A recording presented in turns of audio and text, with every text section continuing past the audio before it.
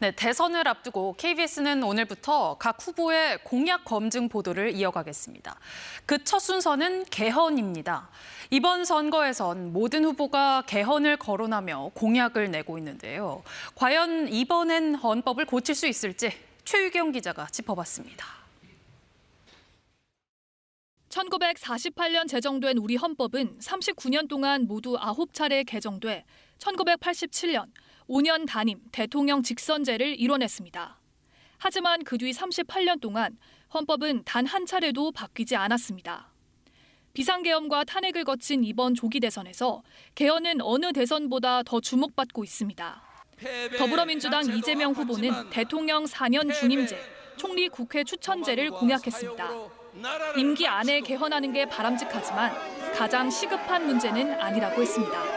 4년 중임제로 하되 총리 추천제 등을 통해서 견제와 균형이 잘 이루어지는 새로운 체제로 바꿔야 됩니다.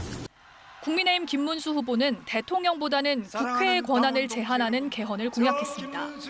헌법재판관을 국회 3분의 2 이상 의결로 선출하도록 하고 국회의 탄핵 시도와 예산 삭감 등을 견제할 수단이 보장돼야 한다는 겁니다. 이번 개헌에는 국회 독재를 막을 수 있는 그러한 조항이 반드시 들어가야 된다고 저는 보고 있습니다. 무소속 한덕수 예비후보는 출마 일성으로 개헌을 내세울 만큼 가장 적극적입니다. 임기 2년 차에 개헌을 마치고 3년 차에 대선과 총선을 함께 치른 뒤 물러나겠다는 시간표까지 제시했습니다. 공직 외길을 걸어온 제가 신속한 개헌으로 우리 헌정 질서를 새로운 반석 위에 올려놓겠습니다.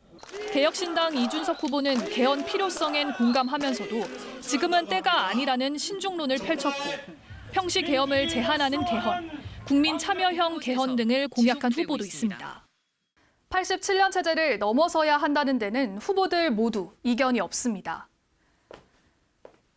문제는 실현 가능성입니다. 일단 집권하게 되면 권한을 스스로 내려놓기 쉽지 않고 개헌 방향에 대해서도 여야의 정치적 셈법이 다를 경우 개헌 추진 동력을 얻기 어렵기 때문입니다. 먼저 4년 중임제의 경우 대통령 권한 분산이 전제되지 않는다면 오히려 대통령의 막강한 권한이 8년간 지속될 수 있습니다. 또 대통령 임기를 단축해 3년 뒤 대통령과 국회의원을 한 번에 뽑게 되면 오히려 권력 집중이 심화할 우려도 있습니다. 총리와의 권한 배분 방안, 국회와의 인사권, 예산권 조정 방안 등도 여야의 이해관계가 엇갈릴 수밖에 없는 사안입니다. 분권의 그 강론의 문제가 이제 발생하게 되는 거죠. 충돌을 해결할 방식이 구체적으로 없는 것이거든요. 이 때문에 임기 초반 명확한 지향점과 의지를 가진 원포인트 개헌이 그나마 실현 가능할 거란 지적도 나옵니다. 헌법을 이제 완전히 처음부터 끝까지 새로 쓰는 그런 방식의 개헌이 아니라 가장 시급한 게 뭐냐. 그걸 찾아서 나는 딱 이것만 하겠다.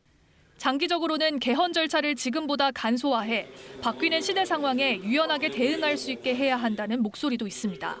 KBS 뉴스 최경입니다.